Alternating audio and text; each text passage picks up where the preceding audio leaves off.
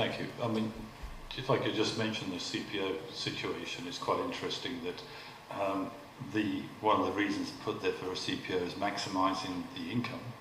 And the other point I would like to make is that for many, many times, Mr. Hunter has said he doesn't want 14 and 15. So if he goes the CPO route and spends all the money getting legal advice, I really think he'd be better to come to the table and talk, quite frankly, rather than actually do that.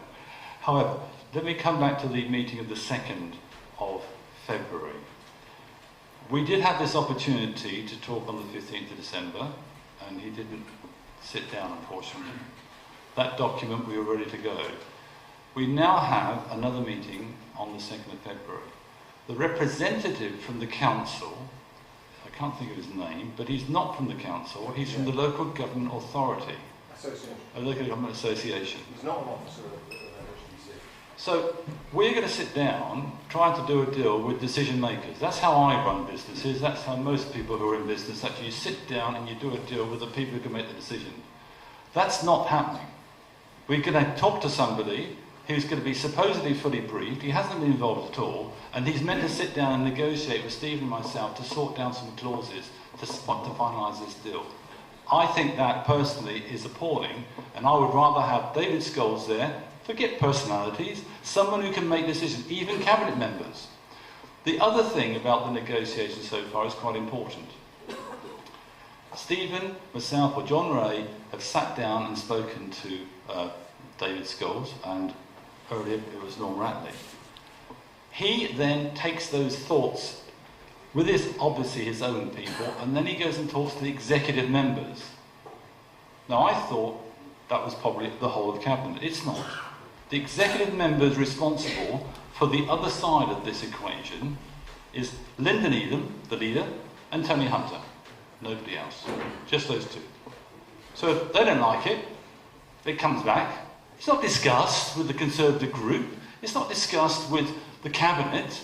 So that's not, in my way, a reasonable way to take it forward. And as has already been mentioned last night, 8 Cabinet members were going to discuss this. 1 was on holiday, leaving 7. 3 walked out because they're on the Workmen's Hall Trust. That leaves 4. Leaves Linda Needham, Hunter, Cunningham and Levitt. 4 people. You have to have 3 to be quorum, which is crazy in my view. I think to be more than that. But those people then made the decisions last night. For you. 4 people, for you. I don't think that's a fair balance myself, and I would like to have had more people involved. We were considering last night going to the council, the cabinet, and saying to them, look, we can make a decision, the 2 of us. You've got the banker, you've got Hitchin Town Hall with the chairman. Why don't you that evening sit down with us after your meeting and we'll do it? We decided on balance that would have put them in a very difficult position, didn't it? So we decided not to do it. But that's how keen we are to do this deal. But 2nd of February, we get a guy we've not met, we don't know who he is, who he's briefed. You know, we know what we want to do, but we want a decision maker there. That's a problem, I think. Thank you. Hi, my name's Ray Blake, I'm a Hitchin resident. I just wanted to ask, earlier David, Neil Bennett mentioned about personalities. I just wondered if anyone on the panel could explain why the Chief Exec of NHDC won't deal with David. Does anybody know why? Maybe that's a barrier that should be... I certainly don't. I mean, No, that's... We're more than happy to be accountable.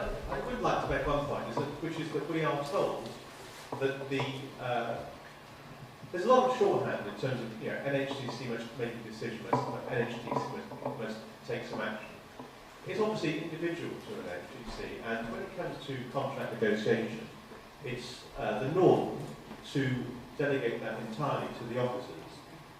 We recently had a renegotiation of the waste collection contract, and that's handled by the officers. Neither the executive or non-executive members are actively involved in those negotiations.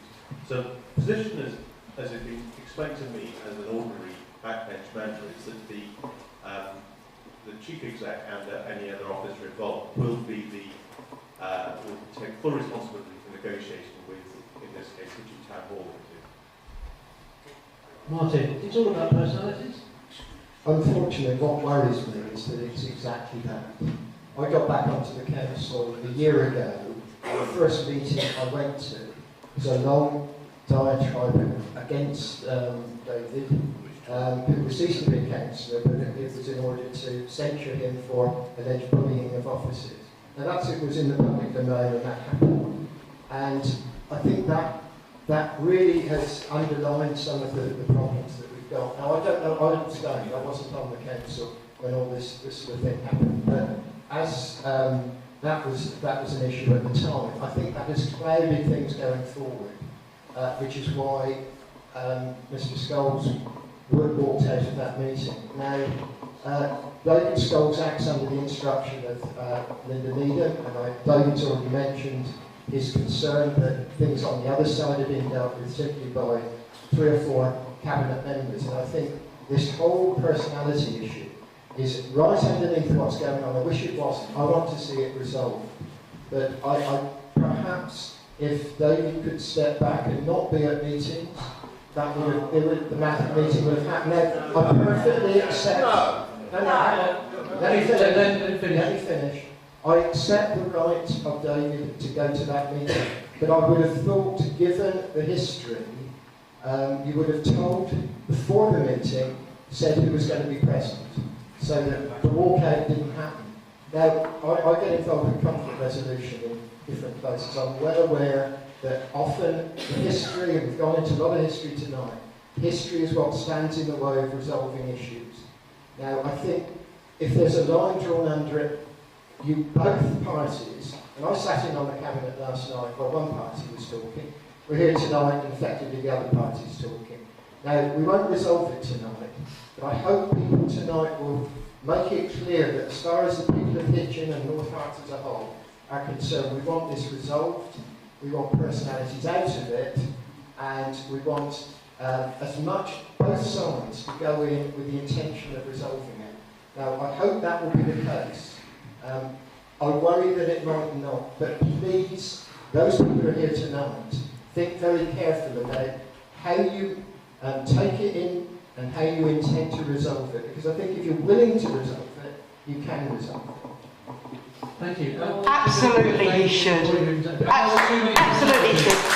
I attended one day of a 3-day hearing against David Lill Bennett 2 years ago. It was a disgrace. £67,000 of our money was blown by North Herts District Council on a hearing that should never have taken place. David Lill Bennett should be acquitted of those charges, should never have been censured. He's done all the legal work. He should be in that meeting. Absolutely no question about it. And David Scholes needs to stop throwing his bath toys out of the bath water and grow up and stop behaving so childishly and get this deal signed. Thank you. David McIntosh from Hitchin.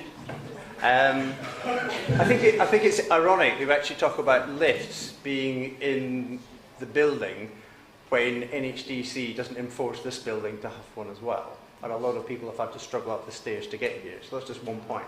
I think the other thing is that this is about personalities. We're talking about a building for Hitchin and the community. And I've been involved in contracts as well, and there are times when sometimes a couple of personalities do get in the way. However, if individuals are directors and officers, they should be there. They have a right to be there. They're legally entitled to be there. And some people need to grow up and make sure that when they go in the room, there may be discussions, and a couple of people have to go into other rooms during some of those discussions, but the final discussion, everybody's there. And that's the only way people are going to do it. Remove the politics, please. I think I made it very, very clear earlier on. Now, unfortunately, that, and as Martin said, personalities is very much part of the scene. That's regrettable. I absolutely, and I said this earlier on, that there should be no preconditions about who attends. The officers of Hitchin Town Hall and Hitchin Town Finance Limited should send who they want, and indeed, obviously, the North Herts Council should send who they want, and that is absolutely right. And those people should be empowered and should be empowered to do that deal. And yeah, I totally agree with you, David. Is that as a trade union negotiator for many years, you sometimes have to deal with some people you don't always particularly like, but you go away and do that deal. You do that deal for your members. In this case, do this deal for our community, the community of Hitchin and North Hertfordshire. That's what I want to see on the 2nd of February. With David again, if that's okay, David, if you're okay to ask. People on both sides have not been able to get on with one another. Would you, that's from Steve, would you agree with that? Is there some blame on both sides? Well, I mean, in any dispute, there's always blame on both sides. Let's be honest about it. We're no angel. I'm no angel, to be quite honest. I'm pretty direct with people. When I came out tonight, my wife said to me, talk very slowly and don't upset and antagonise anybody. So I think that's quite important. But no, the council can feel who they like. I would only, and I think Stephen would endorse it. He sat there. We want a decision maker there. We don't want someone who's going to have to report back, quite frankly, because we just go on and on. And as far as I'm concerned, I will be there. Okay, my name is Phaedra Furphy. I'm a resident of Hitchin. My name is Phaedra Furphy. I'm a resident of Hitchin, Highbury Ward. It seems to me there are three main things that are needed at this stage. Firstly, we need, if it's not possible by the 2nd of February, from the 2nd of February, an interim agreement to have full accessibility to the town hall and the museum. And that would include access, disabled access, because the council is breaking the law, and this has been already stated. Secondly, we need a full cost-benefit analysis for the public of Hitchin. There hasn't been a transparent cost-benefit analysis, and I think that is required. Thirdly, there isn't a need to wait for a general election, a local election, or a public inquiry. There is another mechanism by which we hold public authorities accountable, and that's called judicial review. It's not a scary term, although it sounds like it is, and it's been in the news recently because of the black cab rapist and potential judicial review of his parole, pending parole.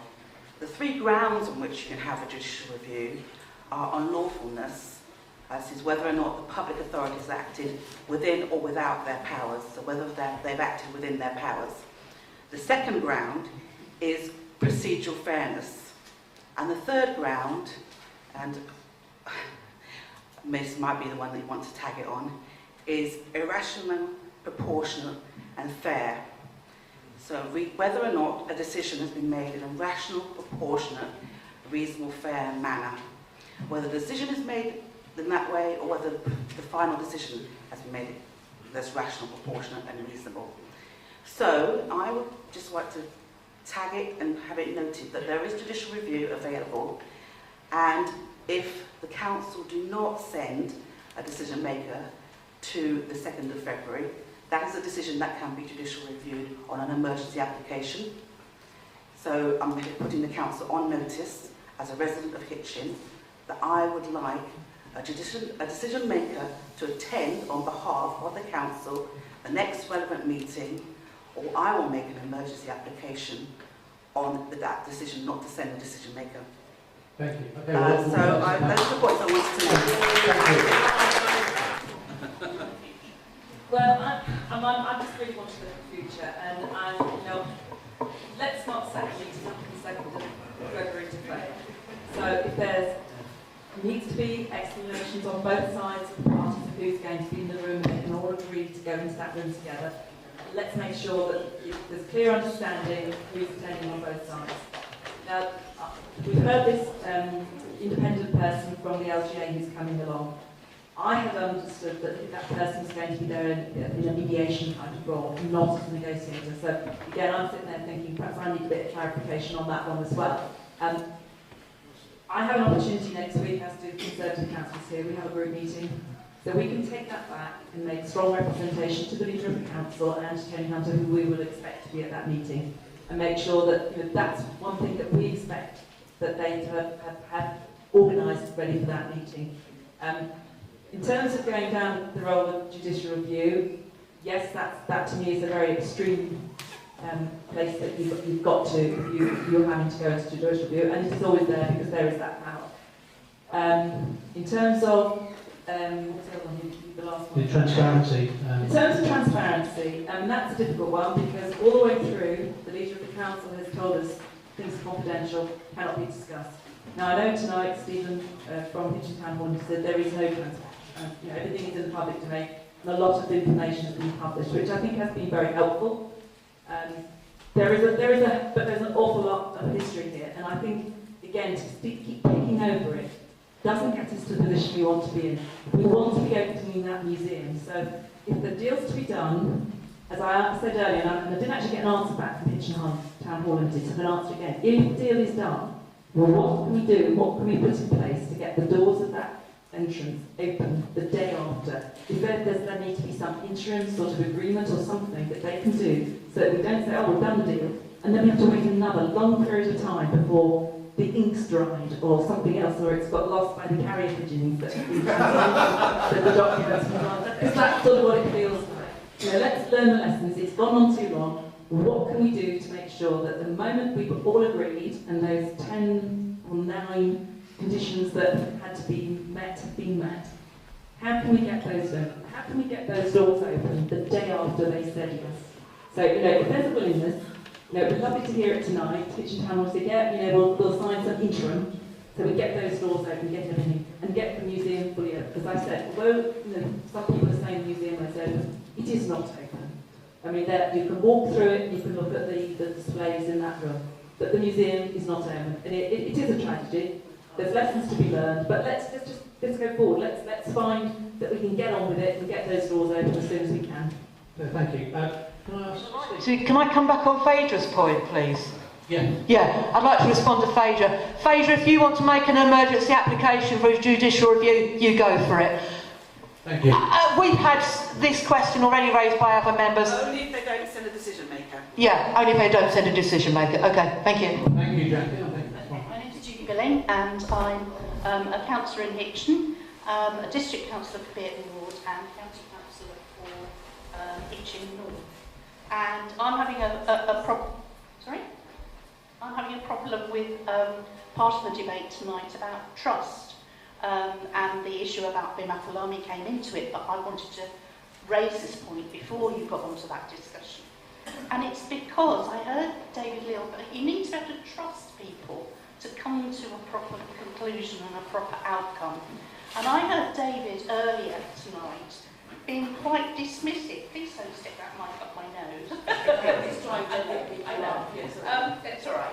I heard David earlier this evening being quite negative about the fact that somebody called Dave Fergus from the East of England Local Government Association was going to come in as a mediator into the process.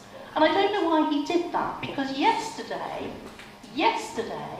Stephen Pike, who is part of the same organisation as David, in Hitchin Town Halls Limited, sent an email to David Scholes.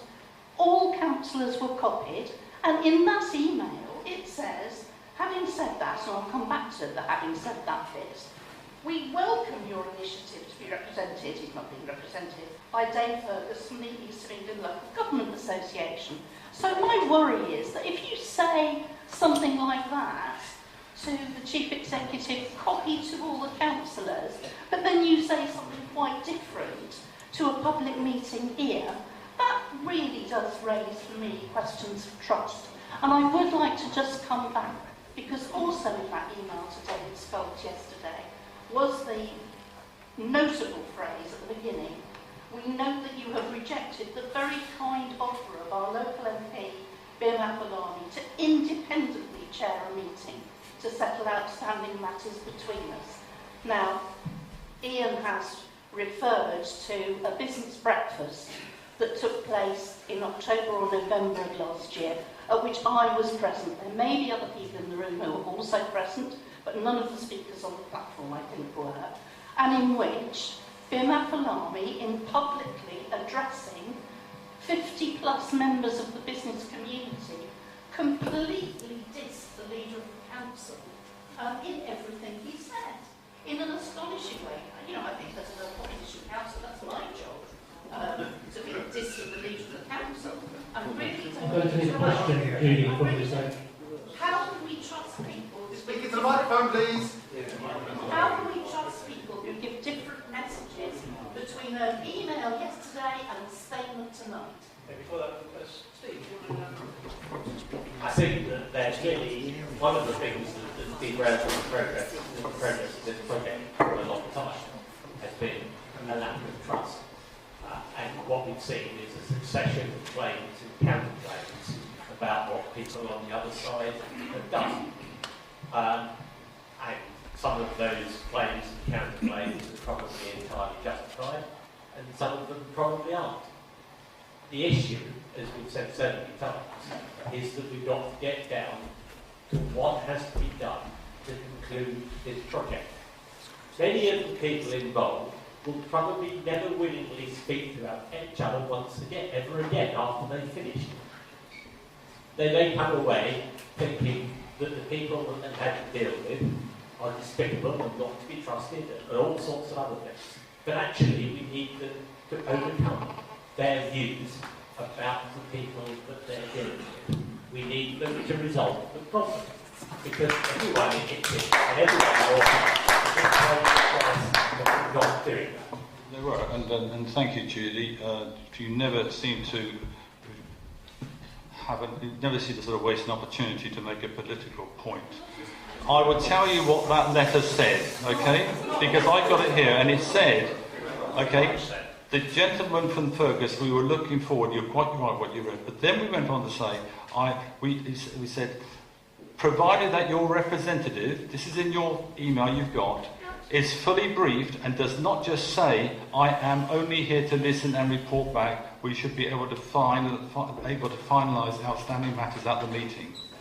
Stephen's also had an email today from David Scholes following the line. He may or may not want to comment on that. But basically, we've looked up this guy's CV and we are very concerned, and I am very concerned, latest information tonight, that this guy may not be able to make a decision.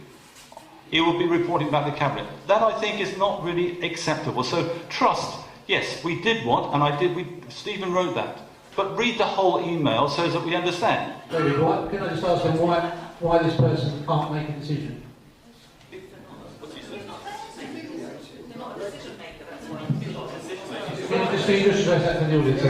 As I understand it, he is being briefed, but he's not a decision maker. He can't come there and actually say, you know, we will change this clause and do that clause. Now, David Scholes was given authority by Cabinet to go and do a deal. So it's up to him to do the deal. So he would like someone there who can actually do a deal. Thank you. Okay.